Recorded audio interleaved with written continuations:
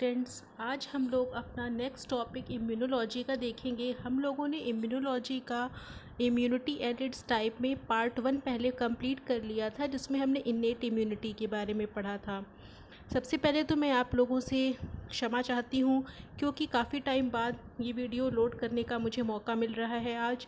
तो इतना जो टाइम गैप हुआ उसके लिए मैं आप लोगों से क्षमा चाहती हूँ। लेकिन मुझे उम्मीद है कि इस टाइम गैप में आप लोगों ने पुराने वीडियोस का रिवीजन किया होगा और अपने क्वेश्चंस एक जगह लिख करके रखे होंगे। जिसको जो भी क्वेरीज़ हो वो मुझसे कभी भी पूछ सकता है कमेंट करके। कमेंट का रिस्पॉन्स मैं हमेशा करती रहूँगी। ठीक है, तो चलिए आगे स्टार्ट करते हैं। इम्यूनोलॉजी हमारा टॉपिक स्टार्ट हो गया था लास्ट टाइम पे, लेकिन उसके आगे हम आज अडेप्टिव इम्यूनिटी से रिलेटेड बातें करेंगे। तो एक तरह से अभी इम्यूनोलॉजी का इंट्रोडक्शन चल रहा है। इम्यूनोलॉजी की इंट्रोडक्शन में इम्यूनोलॉजी होती क्या है, कितने टाइप की होती है, ये सब हमें देखना था। जिसमें हम पहला टाइप इन्नेट इम्यूनिटी पहले देख चुके हैं पहले पार्ट 1 में। आज हम अडेप्टिव इम्यूनिटी के बारे में डिस्कस करेंगे। तो चलिए स्टार्ट करते हैं।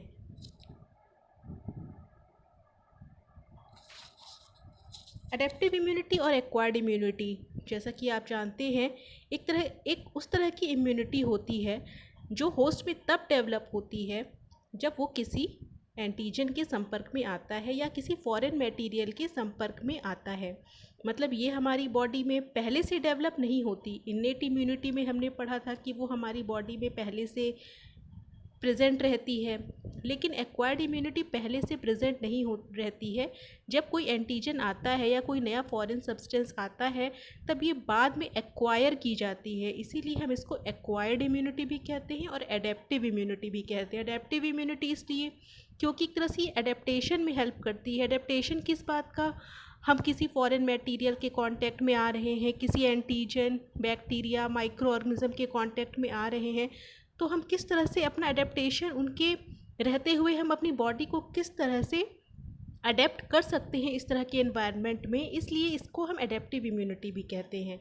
तो इसकी डेफिनेशन यही लिखी हुई है, देखिए आप लोग। एक्वायर्ड और adaptive immunity is that immunity that is developed by the host in its body after exposure to suitable antigen or after transfer of antibodies or lymphocyte from an immune donor।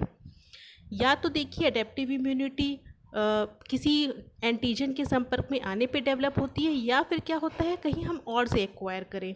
ठीक है, कहीं और से acquire करें मतलब मान लीजिए किसी और की बॉडी में जो एंटीबॉडीज़ प्रोड्यूस हो रहे हैं उसको प्यूरिफाई करके हमारे अंदर डाल दिया जाए।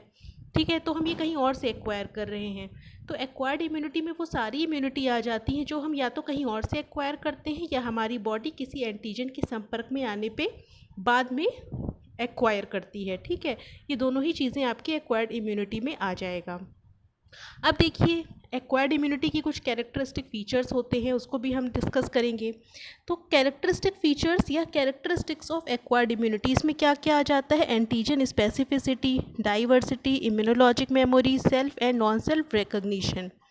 ठीक है, ये सारी चीज़ें हमारी कैरेक्टरिस्टिक में आ जाती हैं। अब इसमें पहला पॉइंट जो है एंटीजेनिक स्पेसिफिसिटी।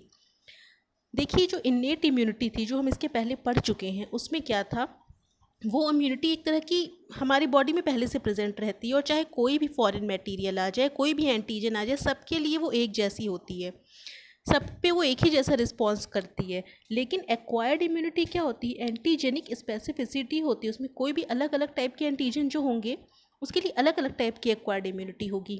कैसे होगी ये हम अपने सब्सिक्वेंट चैप्टर्स में देखते जाएंगे। तो ये एक तरह से स्पेसिफिक इम्यूनिटी होती है। जैसे मान लीजिए आपको कॉलरा के माइक्रो ऑर्गेनिज्म में आपकी बॉडी में अटैक किया, ठीक है, तो केवल कॉलरा के लिए अलग टाइप की इम्यूनिटी होगी। ठीक है, इसके अलावा अगर मान लीजिए आपको डिप्थीरिया हो गया, ठीक है, डिप्थीरिया के लिए अलग टाइप की इम्यूनिटी होगी। ठीक है, वो स्पेसिफिक उसी बैक्टीरिया या वायरस के लिए ही होगी। ठीक है, तो इसीलिए हम इसको कहते हैं स्पेसिफिक इम्यूनिटी। बाद में डेवलप होती है लेकिन क्या होती है? स्पेसिफिक होती है। नेक्स्ट पॉइंट देखिए डाइवर्सिटी। अब डाइवर्सिटी इसलिए क्योंकि देखिए इतने टाइप के माइक्रो ऑर्गेनिज्म रहते हैं, ठीक है, इन्वायरमेंट में, जिसमें वायरस, बैक्टीरिया, फंजाई, तमाम तरह के बैक्टीरिया प्रेजेंट रहते हैं। उसमें से कब कौन सा बैक्टीरिया या वायरस अटैक कर दे हमारे बॉडी पे तो क्या होगा? इतनी डाइवर्सिटी जो होती है माइक्रो ऑर्गेनिज्म की, ठीक है, अगर वो अटैक हमारे ऊपर होते हैं तो उतनी ही डाइवर्सिटी में उसके अगेंस्ट में इम्यूनिटी भी डेवलप होगी, क्योंकि देखिए तो स्पेसिफिक है। तो जितने टाइप के माइक्रो ऑर्गेनिज्म होंगे उतने टाइप की इम्यूनिटी हमारी बॉडी में स्पेसिफिक डेवलप हो जाएगी। इसीलिए इसकी दूसरी जो कैरेक्टरिस्टिक है वो डाइवर्सिटी है, क्योंकि डाइवर्सिटी बहुत है इसमें। डाइवर्स माइक्रो ऑर्गेनिज्म के या डाइवर्स फॉरेन मटेरियल के जो रिस्पॉन्स में ये अलग अलग स्पेसिफिसिटी हमारी बॉडी में इम्यूनिटी की प्रेजेंट रहती है। ठीक है, तो दोनों पॉइंट समझ में आ गए। अगर आप लोगों को किसी भी पॉइंट में ज़रा सा भी कन्फ्यूजन हो तो आप मुझसे कमेंट बॉक्स में कमेंट करके पूछ लीजिएगा। ठीक है, ये बहुत ही सिंपल है। अभी एंटीजेनिक स्पेसिफिसिटी ये तो आपको समझ में आ ही गया है, डाइवर्सिटी इसमें क्यों होती है ये भी आपको समझ में आ गया है। अब तीसरा जो है इम्यूनोलॉजिक मेमोरी, बहुत इंपॉर्टेंट है। अब जैसे मान लीजिए इसमें इसका मतलब क्या होता है इम्यूनोलॉजिक मेमोरी का, मैं आपको ये बता देती हूँ। जैसे मान लीजिए कि अभी जैसे करंट में चल रहा है हमारा कोविड-19, ठीक है, कोरोना वायरस मान लीजिए हमारी बॉडी पे अटैक कर दिया, तो हमारी बॉडी क्यों उसके लिए तुरंत रिस्पॉन्स नहीं कर पा रही? क्योंकि एक तरह का नया वायरस है, वो नोवेल वायरस है। तो क्या होता है कि जब कोई नोवेल माइक्रो ऑर्गेनिज्म हमारी बॉडी पे अटैक करता है तो उसके अगेंस्ट में हमारी बॉडी पहले से प्रिपेयर नहीं होती। हमारी बॉडी में ऐसे प्रोटीन्स नहीं होते जिसको हम लोग एंटीबॉडीज़ भी कहते हैं। वो टर्म में स्पेसिफिक यूज़ इसलिए नहीं कर रही हूँ क्योंकि वो सारी बातें हम बाद में पढ़ेंगे, तब हम आपको अच्छे से समझा पाएंगे। बस आप ये समझ लीजिए कि जैसे कोई नया वायरस या बैक्टीरिया हमारी बॉडी पे अटैक किया तो हमारी बॉडी पहले से प्रिपेयर नहीं है, उसको नहीं पहचानती है, तो उसको एज अ मतलब नॉन सेल्फ रिकॉग्नाइज करेगी पहले तो कि बाहर से आ गया है उसकी, और ये हमारी बॉडी का पार्ट नहीं है। तो क्या करेगी हमारी बॉडी? उसको पूरी तरह से उसको एक तरह से डायग्नोसिस करेगी उसकी, ठीक है, उसको चारों तरफ से पहचानने की कोशिश करेगी। पहचानने की कोशिश करने पे उसको ये पता चलेगा कि इस तरह की चीज़ें, हम इससे लड़ने की ताकत हमारे पास नहीं है, हमें डेवलप करनी पड़ेगी। तो क्या लगेगा, इसमें टाइम लगेगा। तो एक्वायर्ड इम्यूनिटी डेवलप होने में टाइम भी लगता है, ये भी एक फीचर इसको हम कह सकते हैं। इसमें इसको एक्वायर होने में टाइम लगता है। लेकिन एक बार अगर मान लीजिए हमारी बॉडी कोरोना वायरस के अगेंस्ट में कुछ ऐसे प्रोटीन्स डेवलप कर लेती है जो उसको किल कर सकते हैं। प्रोटीन्स का मतलब मेरा यहाँ एंटीबॉडीज से है, ठीक है, आप लोग कन्फ्यूज़ मत होइएगा। अगर हमारी बॉडी कुछ ऐसी प्रोटीन्स डेवलप कर लेती है जो उससे लड़ने में सहायक हो सकती है, ठीक है, तो क्या होगी, वो हमारी बॉडी में तो डेवलप हो जाएगी और उसकी कुछ सेल्स हमारी बॉडी में मेमोरी सेल्स की तरह भी रहेंगी, ताकि फिर से अगर उसी का मान लीजिए कि 20-30 साल बाद उसी तरह के कोरोना वायरस का फिर से अटैक हो जाता है तो हमारी बॉडी में मेमोरी रहेगी, क्योंकि अभी अटैक हुआ है हमारी बॉडी में, अभी हमारी बॉडी में कुछ प्रोटीन्स बन जाएंगे जो उसके अगेंस्ट में काम कर सकते होंगे, ठीक है, वो मेमोरी सेल्स हमारी बॉडी में स्टोर हो जाएंगे। और फिर से अगर उसी तरह के वायरस का अटैक होता है तो सेम वही मेमोरी सेल्स उस पर डायरेक्ट अटैक करके उसको उसी वक्त किल कर देंगी। इतना जो टाइम ड्यूरेशन लग रहा है वो उस टाइम नहीं लगेगा, उस टाइम हमें पता भी नहीं चलेगा। कोरोना वायरस मान लीजिए हमें अटैक कर भी देगा, वो तुरंत ही ख़त्म कर देगी उस जो हमारी इम्यूनिटी है, एंटीबॉडीज़, वो उसको तुरंत ही ख़त्म कर देंगी, वो अपना इफ़ेक्ट शो कर ही नहीं पाएगा। तो हमें पता भी नहीं चलेगा कि कोरोना वायरस का अटैक हुआ और वो ठीक भी हो जाएगा। ठीक है, समझ में आ रहा है? तो ये चीज़ होती है इम्यूनोलॉजिक मेमोरी, जो एक बार डेवलप हो जाती है किसी एक पर्टिकुलर एंटीजन के स्पेसिफिक, तो वो हमारी बॉडी में प्रेजेंट रहती है, ताकि फिर से अगर उसी एंटीजन का अटैक हो तो वो तुरंत उसको किल कर सके। पहली बार में तो टाइम लगेगा, दूसरी बार क्विक रिस्पॉन्स करेगी वो, ठीक है। उसके बाद self and non self recognition, इसका चौथा कैरेक्टरिस्टिक फीचर है। ये आप लोगों को सबको पता होगा कि हमारी जो इम्यून सिस्टम है वो हमारी खुद की ही बॉडी की सेल्स के अगेंस्ट में कोई रिस्पॉन्स नहीं करता। कोई फॉरेन मटेरियल आता है उसी के अगेंस्ट में वो रिस्पॉन्स करता है। उसमें ये कैपेबिलिटी होती है कि बॉडी के सेल्फ मॉलिक्यूल्स या सेल्फ सेल्स और नॉन सेल्फ मॉलिक्यूल्स के बीच में डिफ्रेंशिएट कर सके, ठीक है। ये सारा जो प्रोसेस है वो डेवलपमेंट, जब हम तरह से डेवलपमेंट हो रहा होता है बॉडी का, उसी टाइम पे ये एक्वायर हो जाता है। जो भी हमारी इम्यून वाली सेल्स होती हैं उनके द्वारा ये एक्वायर कर लिया जाता है उसी टाइम पे, कि कौन कौन हमारी बॉडी में जो सेल्स बनती जाती हैं वो सब वो पहचानती जाती है कि हाँ ये हमारी बॉडी की सेल्स है, हाँ ये अब नई सेल बनी, ये हमारी बॉडी की सेल्स है। उसके बाद पूरा डेवलपमेंट हो गया, सब पहचान गई कि हमारी बॉडी में क्या क्या मॉलिक्यूल्स या क्या क्या सेल्स प्रेजेंट हैं, तो उनके अगेंस्ट में वो कभी एंटीबॉडी नहीं बनाएगी जब तक कोई बाहर से नया एंटीजन या सेल्स या कोई मॉलिक्यूल नहीं आता है, ठीक है। तो ये सारी चारों कैरेक्टरिस्टिक फीचर्स हैं एक्वायर्ड इम्यूनिटी की, जिसको हम एडेप्टिव इम्यूनिटी भी कहते हैं। नेक्स्ट देखिए, ये मैंने आप लोगों को पहले ही ये डिफ्रेंशिएशन या इसका एक तरह से कह सकते हैं टाइप्स पहले बताया हुआ था। एक्वायर्ड और एडेप्टिव इम्यूनिटी पैसिव और एक्टिव दो टाइप की होती है। पैसिव में भी नेचुरल और आर्टिफिशियल दो टाइप होते हैं और एक्टिव में भी नेचुरल आर्टिफिशियल दो टाइप के होते हैं। अब ये कैसे होते हैं? देखिए पैसिव, देखिए कोई चीज़ पैसिव है, ठीक है, मतलब कोई काम हो नहीं रहा है लेकिन कहीं से मिल जा रहा है। मान लीजिए हम कुछ काम नहीं कर रहे हैं, हम कोई भी मेहनत नहीं कर रहे हैं, हमें कहीं से पैसा मिल जा रहा है, तो क्या होगा, एक तरह से कहा जाएगा वो पैसिव पैसा है हमारे पास, ठीक है। पैसिव इनकम किस कह सकते हैं कि काम हम कुछ नहीं कर रहे लेकिन हमें फ़ायदा हो रहा है, तो ये पैसिव है, ठीक है। लेकिन एक्टिव कोई चीज़ कब होती है? जब हम कुछ काम करते हैं, तब हम कुछ एक्वायर करते हैं, तो हम कहते हैं कि हाँ वो हमारी एक्टिविटी से वो डेवलप हुआ है या हमारी एक्टिविटी से हमने कुछ अर्न किया है, ठीक है। तो ये पैसिव और एक्टिव का एक तरह से हमने आपको डिफ्रेंशिएशन बता दिया कि क्या डिफरेंस है दोनों में। तो पैसिव इम्यूनिटी भी दो टाइप की होती है, नेचुरल और आर्टिफिशियल। नेचुरल कैसे होती है? देखिए पैसिव मतलब आप समझ रहे हैं ना, पैसिव है कोई चीज़ अपने आप ही आ गई है, कुछ उसके लिए हमने कोशिश नहीं की है। तो पैसिव में नेचुरल टाइप का कैसे हो सकता है इम्यूनिटी? तो नेचुरल इम्यूनिटी कैसे होगी पैसिव में? Transfer of antibodies, example mother to fetus across placenta, mother to infant in breast milk.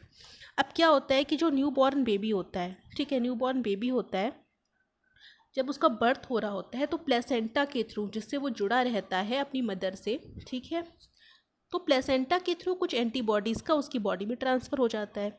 इसमें क्या हुआ, न्यू बॉर्न बेबी ने कुछ मेहनत नहीं किया, उसकी बॉडी ने कोई मेहनत नहीं की है, वो मदर से फीटस में ट्रांसफ़र हो रहे हैं कुछ एंटीबॉडीज़ प्लेसेंटा के थ्रू।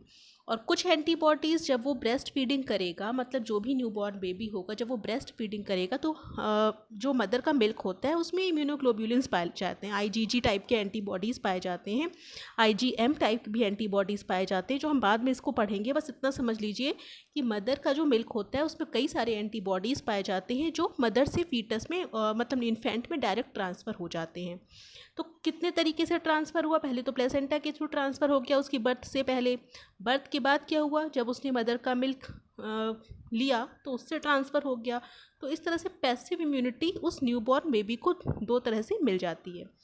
अब पैसिव इम्यूनिटी आर्टिफिशियल कैसे होगी, ये देखिए। प्री फॉर्म्ड एंटीबॉडीज और lymphocyte produced by one host or introduced into another host, जिसको हम एक तरह से प्लाज्मा थेरेपी भी कह सकते हैं इसको, जैसा आजकल चल भी रहा है आर्टिफिशियल पैसिव इम्यूनिटी। जैसे मान लीजिए किसी को कोरोना वायरस का इन्फेक्शन हो गया, ठीक है, अब उसकी बॉडी में क्या होगा, एंटीबॉडीज़ बन जाएंगी, ठीक है, धीरे धीरे, भले धीरे धीरे बने, उसकी बॉडी में 14-15 दिन के बाद एंटीबॉडीज़ बननी शुरू हो जाएंगी।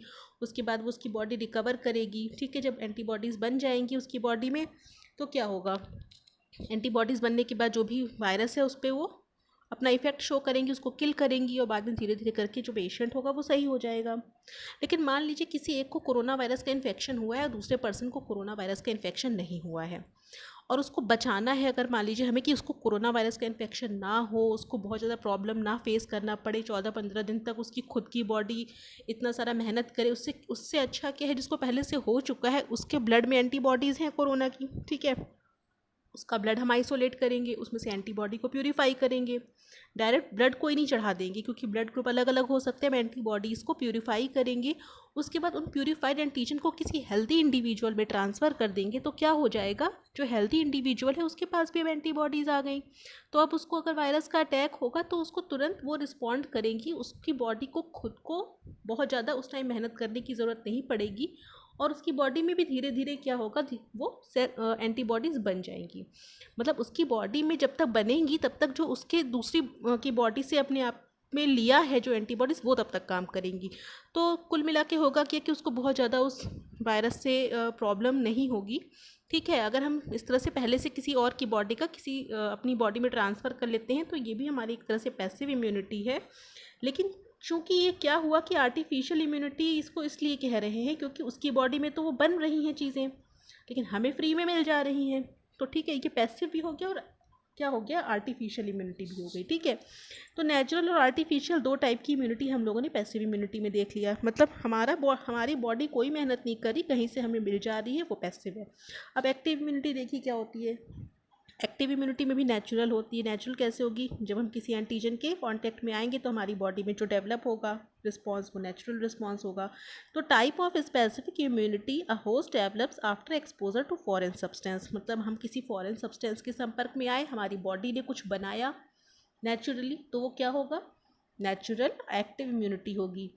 और अगर हम किसी फॉरेन मटेरियल के डायरेक्ट कांटेक्ट में नहीं आ रहे हैं, नेचुरली नहीं आ रहे, आर्टिफिशियली हमें कांटेक्ट दिलाया जा रहा है, हम एक ऐसे माहौल में रखा जा रहा है जहाँ पे हम ज़बरदस्ती किसी की एंटीजन के संपर्क में आ जाएं आर्टिफिशियली, और तब हमारी बॉडी कुछ ऐसा एंटीबॉडीज़ या जो भी रिस्पॉन्स डेवलप करेगी वो हमारी आर्टिफिशियल एक्टिव इम्यूनिटी के अंदर में आएगी। ठीक है, जब जैसे जैसे हम इसमें आगे बढ़ते जाएंगे सबके एग्जाम्पल्स आपको क्लियर होते चले जाएंगे। जब तक हम इम्यूनोलॉजी पढ़ेंगे ये सारे के सारे आपको हर जगह कहीं ना कहीं देखने के लिए मिल जाएंगे एग्जाम्पल्स। ठीक है, तो उसके लिए परेशान मत होइए, अभी आपको सब केवल टर्म्स का मतलब समझना है कि क्या चीज़ क्या होती है।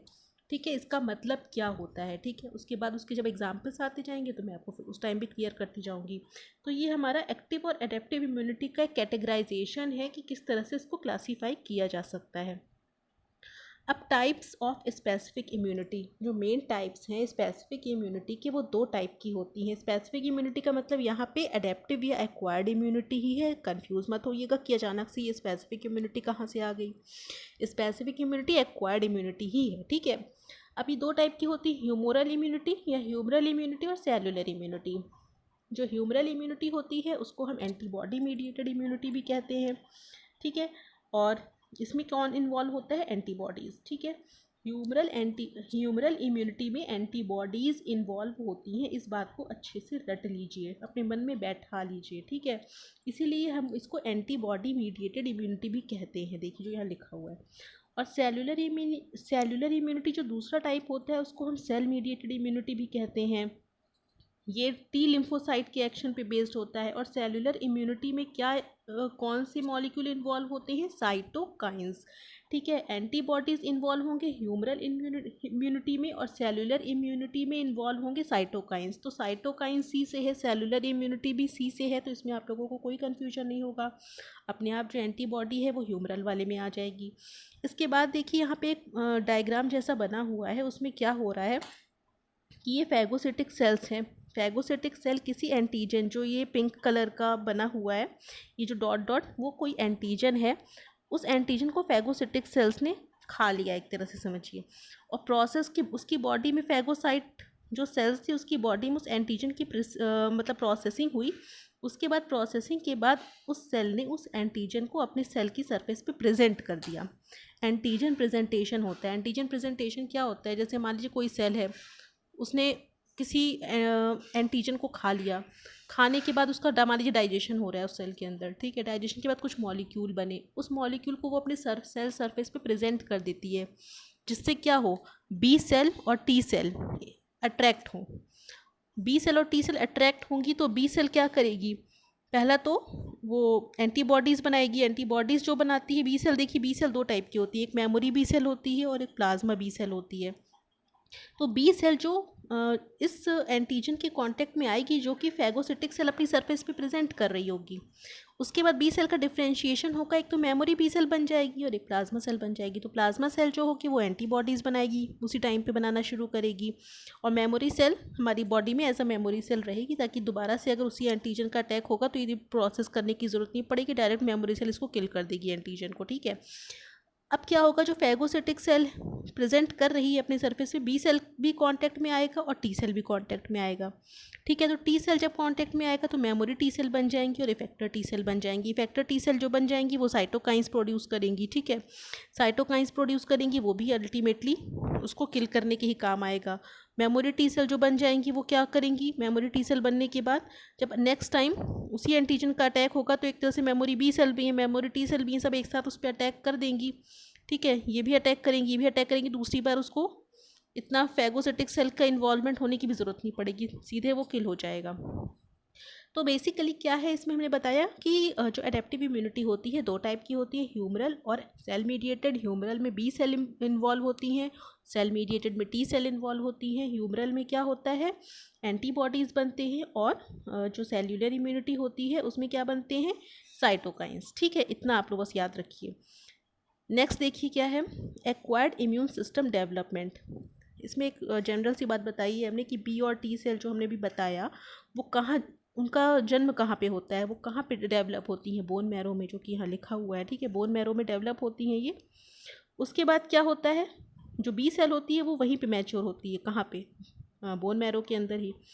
वो बोन मैरो में ही मैच्योर होती है। बी सेल और टी सेल क्या करती है, थाइमस में जाती है मैच्योरेशन के लिए। बनती दोनों बोन मैरो में ही हैं, लेकिन क्या होता है कि जो बी सेल है वो वहीं पे मैच्योर हो जाती है बोन मैरो में, और टी सेल क्या होती है, थाइमस में जाती है मैच्योरेशन के लिए। और दोनों ही cells go through extensive screening to avoid self reactivity. मतलब दोनों ही सेल जब डेवलपमेंट हो जाता है, उनका बन जाती हैं, तो उसके बाद क्या होता है, एक्सटेंसिव स्क्रीनिंग होती है। मतलब जांच होती है कि कौन कौन सी अपनी सेल्स हैं, ठीक है। पूरी जांच से वो गुजरती हैं, जिससे वो इस कैपेबल हो जाती हैं कि अपने और जो सेल्फ है नॉन सेल्फ उसमें रिकॉग्निशन कर सकें, ठीक है। तो ये हमारा हो गया एक्वायर्ड इम्यून सिस्टम किस तरह से डेवलप करता है, ठीक है। आज के लिए इतना ही रखते हैं। इसमें हमने देखिए अभी तक क्या पढ़ा, इनेट और एडेप्टिव इम्यूनिटी में हमने पढ़ लिया कि इनेट इम्यूनिटी क्या होती है, उसके क्या कैरेक्टरिस्टिक फीचर्स होते हैं। उसके बाद एक्वायर्ड इम्यूनिटी क्या होती है, उसके क्या कैरेक्टरिस्टिक फीचर होते हैं, क्या क्या सिस्टम उसमें इन्वॉल्व होते हैं, किस तरह से वो डेवलप होती है, ये सब हमने एक तरह से मोटा मोटा देख लिया है। अब आगे हम लोग जो नेक्स्ट अपना वीडियो होगा उसमें हम लोग देखेंगे कि एंटीजन क्या होते हैं, एंटीबॉडीज़ क्या होती हैं, और हैप्टेंस एक मॉलिक्यूल होते हैं वो क्या होते हैं। तो हम अपने नेक्स्ट वीडियो में ये सब तीनों चीज़ों के बारे में पढ़ेंगे। तब तक आप लोग इतना रिवीजन कर लीजिएगा। आई थिंक ये सब आप लोगों को समझ में आ गया होगा। इसको जिसको भी जरा सी भी प्रॉब्लम है वो मुझसे डायरेक्ट कमेंट बॉक्स में कमेंट करके पूछ सकता है, आपकी प्रॉब्लम उसी वक्त सॉल्व कर दी जाएगी, ठीक है। तो आज के लिए इतना ही रखते हैं बच्चों, थैंक यू।